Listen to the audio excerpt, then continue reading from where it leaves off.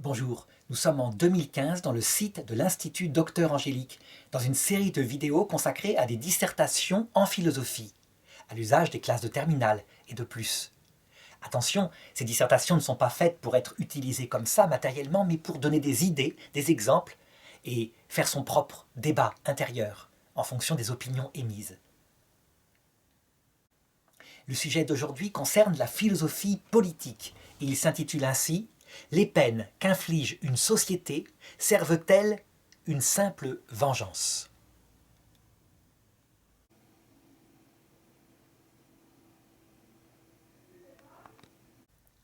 C'est un sujet intéressant et un sujet d'actualité. Nous sommes en 2015. On voit que la société entre dans un basculement.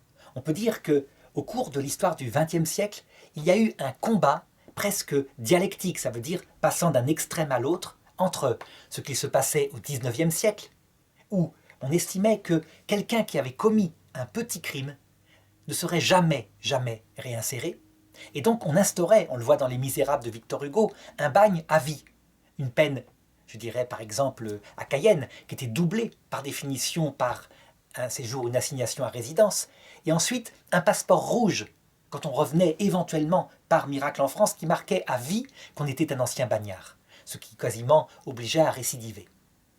Il y a eu ensuite les articles d'Albert Londres, dans les années 20, sur le bagne de Cayenne, qui touchèrent tellement les gens que, quelques années plus tard, le bagne fut supprimé. Après la Seconde Guerre mondiale, évidemment, devant les horreurs de cet excès aussi bien au niveau justice d'ailleurs qu'au niveau des deux guerres mondiales, on partit dans l'extrême inverse. Ça veut dire que, à partir de mai 68, de moins en moins on envisagea la question de la vengeance ou même de la punition, mais plutôt, je dirais, la justice et une valeur comme la réinsertion. Et puis voilà qu'en 2015, à nouveau, c'est-à-dire 50 ans quasiment après mai 68, à nouveau la violence entre, une violence inouïe, entre dans le monde occidental, à travers par exemple des mitraillages à la mitraillette, dans les rues, dans les salles de spectacle, de jeunes qui sont fauchés par centaines. Et donc, face à de tels crimes, les solutions de mai 68 sont tellement, je dirais, non réalistes, non adaptées, qu'on sent que le balancier va partir une nouvelle fois dans l'autre sens. On voit donc, c'est des basculements de l'un à l'autre, comme si un excès devait être remplacé par l'autre excès. Et donc, un sujet comme cela, évidemment, doit sortir des passions du moment. Voilà pourquoi il sera traité en deux parties. Dans la première partie, c'est un regard historique que je voudrais aborder, un regard sur ce qui se passait au cours de l'histoire, et les divers motifs des peines pénales, qui furent appliquées aux criminels, mais aussi des peines civiles qui furent appliquées aux délinquants. On verra que finalement, il y a 4 ou 5 motifs, et donc dans une deuxième partie, je voudrais analyser si certains motifs doivent disparaître, qui ne sont pas légitimes, non humains, ou si tous, sans exception, ont une certaine part, parce que l'être humain, c'est tout ça qui sort de lui.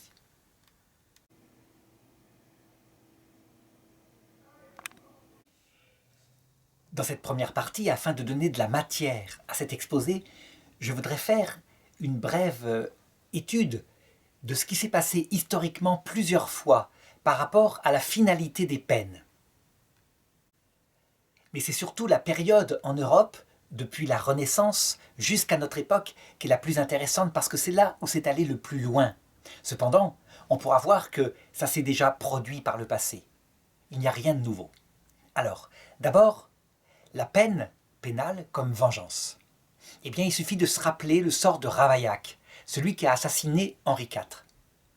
Il tue Henri IV, il est condamné, et ce qu'on va lui appliquer n'est pas en rapport simplement avec le coup de couteau qu'il a donné. Ce sont de longues tortures. Il est arraché vivant, il est dépouillé de sa peau, et à la fin, après de longues souffrances, il est écartelé entre 4 chevaux. On peut dire que la peine appliquée n'est pas matériellement en rapport avec le crime commis, sauf si on la juge par rapport au fait qu'il y a un crime de lèse-majesté. Mais en réalité, quand on regarde les peines de cette époque-là, c'est très souvent comme cela. Ça veut dire que pour un crime commis, c'est la vengeance qu'on applique. La vengeance, ça veut dire une peine immensément plus grande que la souffrance subie. Eh bien, la chose, on la voit aussi au tout début de l'humanité. Par exemple, dans la Bible, dans le livre de la Genèse, on voit qu'à un moment donné, le commandement de Dieu change et une loi apparaît qui s'appelle la loi du talion. En fait, pour être plus précis, c'est dans le livre de l'Exode. Œil pour œil, dent pour dent. Tu me crèves un œil, tu auras l'œil crevé. Tu me casses une dent, tu as une dent cassée. Tu me tues mon âne, tu me rembourses mon âne, etc. On pourrait dire que cette loi est absolument barbare et cruelle. En fait, elle est un progrès immense parce que avant, ce que raconte la Bible, c'est ce qu'on appelle la loi de la vengeance. Pour un homme, j'en ai tué 100, dit Abimélec, un des grands patriarches de ce livre. Et il s'en vante. Ça veut dire qu'en fait, il y a eu une évolution entre vengeance pour passer à une justice, c'est-à-dire une peine qui est proportionnelle au préjudice subi. Eh bien, en Occident, la même chose va se passer. Quelques siècles plus tard, au moment de la Révolution française, donc après ce que je racontais sur Henri IV, un homme va essayer d'inventer une peine de mort qui n'applique que la mort aux criminels, pas des souffrances, pour mettre fin à la torture. Donc avant, on exécutait avec un coup d'épée ou un coup de hache. Et là, il invente la guillotine, de manière à ce que la mort soit donnée à tout le monde de la même façon et sans souffrance. Ça veut dire que on tend à appliquer non plus la vengeance, mais la justice. La vengeance est portée par la passion, par la colère, étant donné le préjudice subi. La justice est portée par l'intelligence, qui applique une peine en rapport avec le préjudice. Donc, elle peut proportionner. Évidemment, on sait qu'à la Révolution française, la guillotine sera utilisée pour des fins politiques, mais on voit le progrès en train de se mettre en place. Ça correspondrait à un mécanisme comme celui que j'ai décrit dans la Bible. Seulement, il va se passer en Europe occidentale quelque chose qui est assez exceptionnel, à partir, disons, du XIXe siècle et XXe siècle. Au XIXe siècle, on voit réapparaître la vengeance, mais à cause de théories, c'est-à-dire que l'homme pense davantage. Et la théorie qui préside à cette époque-là, c'est qu'un criminel, quelqu'un qui a fait quelque chose d'assez grave, n'est pas réinsérable. Jamais ça ne pourra arriver. Et donc, que la peine doit aussi protéger définitivement la société. Donc la peine de mort, évidemment, elle est sans retour, elle protège la société, il n'y aura pas récidive. Mais on met en place le bagne. Et pas seulement le bagne, mais un bagne organisé de la façon suivante. Quelqu'un qui, par exemple, est condamné à 15 ans de bagne, est déporté, mettons, à Cayenne, donc dans une île lointaine, une fois son temps fini, il devra passer encore 15 ans en relégation, ça veut dire sur l'île d'à côté, sans pouvoir retourner en France. Pourquoi ? Parce qu'on estime que cet homme recommencera. Et quand il retourne en France, quand ça arrive rarement, il a un passeport rouge. C'est ce que décrira, par exemple, Victor Hugo dans Les Misérables, si bien que lorsqu'il arrive dans une ville pour trouver du travail, personne ne le prend, puisqu'il a ce passeport de bagnard. C'est aussitôt, c'est fatal, il va retomber dans la délinquance, et donc il sera ramené au bagne. Cette chose-là, donc, montre que les peines ont d'autres finalités. Ce n'est pas seulement la vengeance, ce n'est pas seulement la justice, c'est la protection de la société avec l'idée que quelqu'un ne se réinsère pas.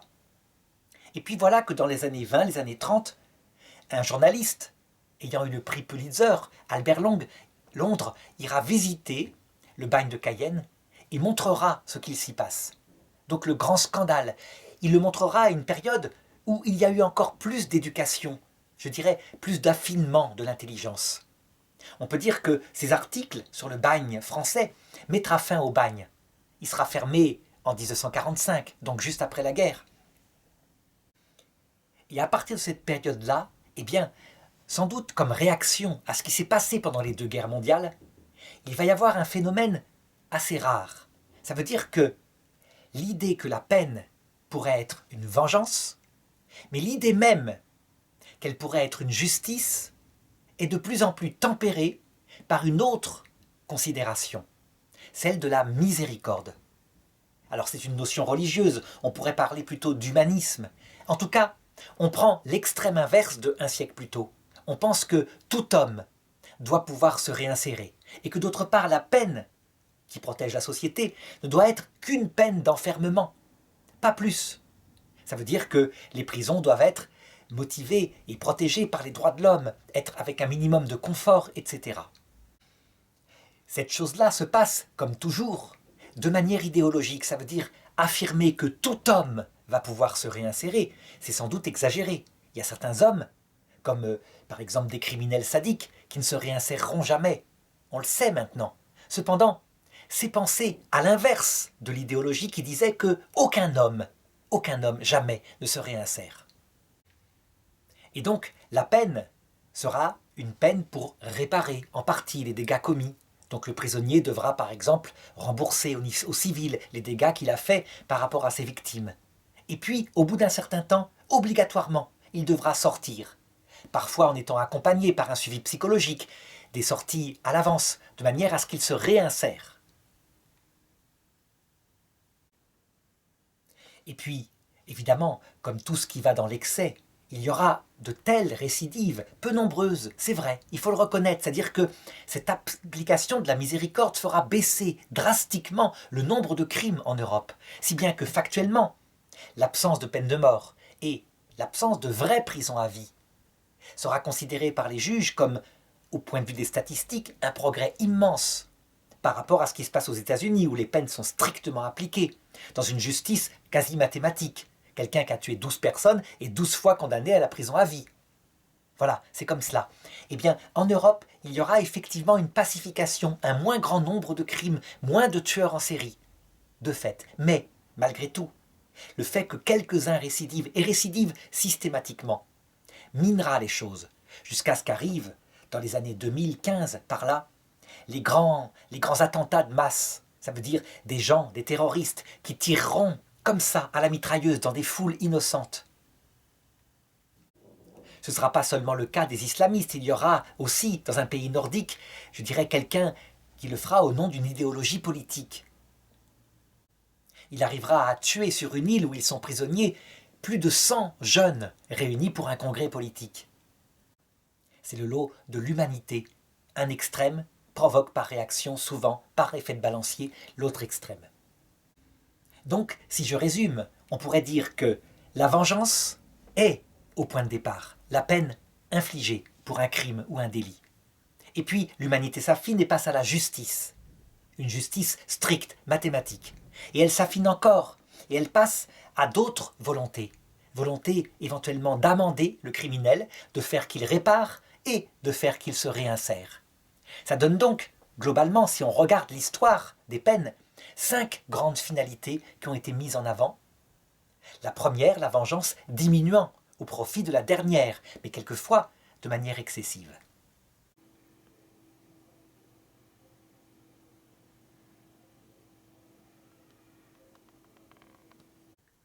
Alors, appuyé sur cette analyse, je voudrais maintenant passer dans la deuxième partie et regarder d'un point de vue moral, exactement, ou d'un point de vue politique, si les peines qu'inflige une société doivent en revenir ou en rester à une simple vengeance. En réalité, lorsqu'on regarde les êtres humains qui composent une société et qui sont confrontés à des crimes, on est obligé de regarder tout ce qui fait partie d'eux. Il y a cette partie sensible, commune avec les animaux, qui est en nous, et qui a véritablement soif de vengeance. Quand on touche au petit d'un animal, d'un loup par exemple, eh bien le loup, il ne se contentera pas de grogner. Il pourra, si jamais on a fait du mal à son petit, aller jusqu'à tuer sauvagement. C'est la vengeance, c'est normal. Ce petit est son bien essentiel et donc il le défend par tous les moyens possibles. Cependant, l'être humain ne se réduit pas à cela, mais ça en fait partie. Cette dimension ne doit pas être négligée. L'être humain aussi a une intelligence, une volonté, et c'est le propre, l'animal n'en a pas. Cette intelligence, elle peut mesurer, réfléchir à l'application des peines, et donc leur trouver d'autres finalités, comme j'indiquais, la justice, mais aussi la miséricorde et ses conséquences. Donc la question qui se pose, c'est est-ce que l'intelligence qui gère les choses plus spirituellement doit prendre le pas totalement sur la sensibilité qui, elle, désire dans sa colère la vengeance? Eh bien, la réponse, elle est donnée en partie par un philosophe mort récemment appelé René Girard.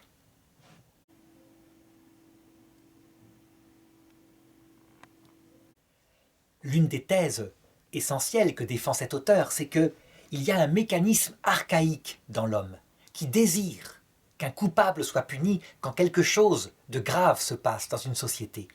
Il faut qu'il y ait un coupable et ce coupable doit être désigné. C'est un besoin, je dirais, viscéral, un besoin de l'âme animale de l'homme. Il prend comme exemple le mythe du bouc émissaire qui est dans la Bible. Moïse dit à un moment donné, au bout de quelques années, le peuple, ayant beaucoup de revendications les uns envers les autres, prendra un mouton noir et on le chargera de toutes les saletés, de toutes ces choses-là. On le mettra sur son dos. Et puis ensuite, après l'avoir fait, on le chassera dans le désert, où il mourra de faim et de soif. Ainsi, le peuple se sera débarrassé de toutes les avanies qui entourent son histoire. Eh bien, cette histoire du bouc émissaire, René Girard la reprend en disant « Ce besoin est essentiel ». Ça veut dire que si l'homme accumule trop de rancœur et que la justice ne le satisfait pas, tellement certains crimes sont scandaleux, alors il aura un besoin de vengeance. Il indique par là qu'on ne saurait changer complètement la nature humaine. On ne saurait désincarner l'homme qui a une partie en lui qui est animale. Par contre, lorsque l'homme se sert de son esprit, de son intelligence, eh bien cet instinct primaire, il peut l'orienter, il peut orienter son énergie. Par exemple, pour René Girard, le sacrifice du Christ, sacrifice unique de Dieu qui se fait homme, eh bien, il absorbe ce désir de bouc émissaire. Ça veut dire que le bouc émissaire ultime, qui a tout payé, c'est le Christ. Évidemment, sa description de la mystique chrétienne ne marche que pour celui qui est croyant. Il n'empêche que l'être humain reste soumis à ce désir de vengeance. Comment peut-elle être comblée ? Eh bien, d'abord, je pense, par l'application de la justice. Ça veut dire qu'un criminel doit être puni justement. La justice étant une vertu de la volonté portée par l'intelligence, eh bien, si la peine est juste, celui qui a subi le préjudice doit pouvoir la comprendre, l'assumer, et sa vengeance, son désir de vengeance doit être comblé. Par exemple, imaginons un crime passionnel. Ça veut dire quelqu'un qui tue son mari parce qu'il l'a bafoué, il l'a trompé. On ne peut pas tuer, même dans la souffrance passionnelle. Cependant, si une peine est appliquée qui est effectivement moins forte que quand c'est un crime crapuleux, par exemple, je dirais un homme qui tue sa femme, parce que le divorce approchant, il ne veut pas perdre d'argent, il prémédite calmement les choses et il arrive à essayer de faire passer son assassinat pour un accident, il se fait prendre.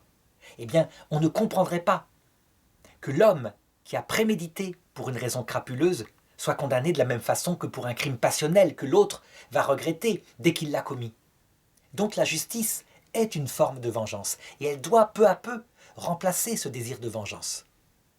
Encore faut-il qu'elle soit juste, puisqu'elle porte en elle, la justice, une nécessité de réparation.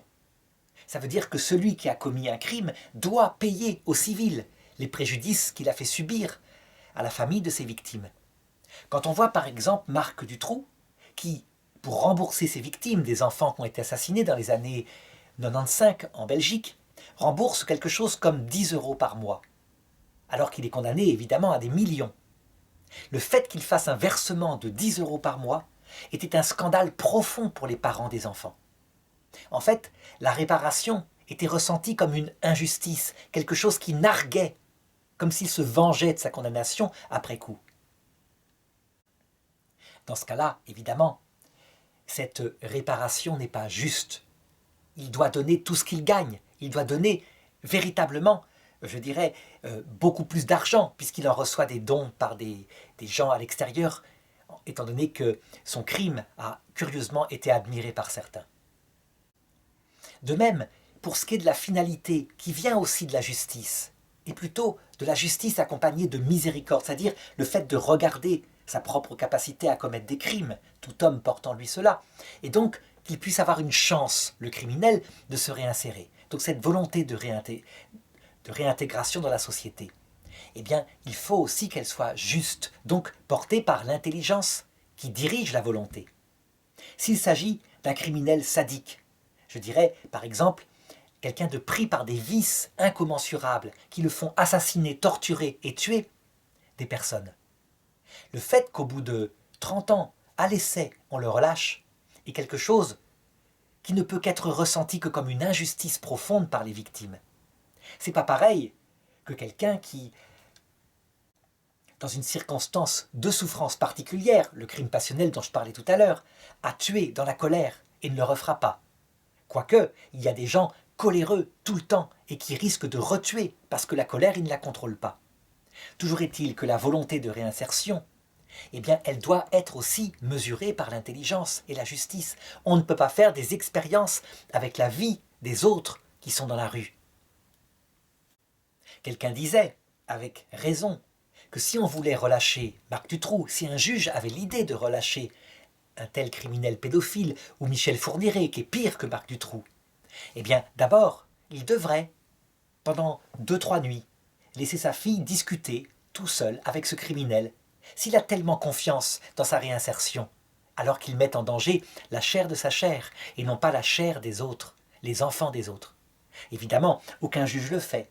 Il se prononce par abstraction, en disant « il y a un pari dans la réinsertion, on ne peut pas être à 100%, mais statistiquement, il est vrai que en le faisant, en appliquant de la miséricorde, il y a moins de crimes. » Eh bien, je dirais, ce n'est pas faux comme raisonnement, à condition de ne pas l'appliquer jusqu'à l'absurde, jusqu'au grand criminel atroce. Et donc, il doit y avoir une peine de véritable prison à vie pour certains crimes non curables. Alors maintenant, qu'en est-il quand l'humanité est très très affinée? Qu'en est-il de la part de vengeance? Est-ce qu'elle peut disparaître complètement, transfigurée par la justice et ce qui l'accompagne, la miséricorde? Eh bien, je répondrai que non. La part de vengeance doit toujours exister, mais évidemment, elle doit diminuer, et se faire plus petite pour être remplacée par la part de justice. Si on fait disparaître totalement la part de vengeance, c'est-à-dire si la peine est une peine qui fait qu'un prisonnier, par exemple, a plus de confort que quelqu'un qui travaillerait de ses mains, un ouvrier, alors dans ce cas-là, on peut dire qu'on scandalise profondément la partie sensible qui est en nous. Et le cri de la vengeance fait que tôt ou tard, le balancier repart en arrière et que ceux qui sont allés trop loin, trop fort, en niant la partie sensible de l'être humain, verront repartir le balancier vers le bagne, la peine de mort, la torture éventuellement.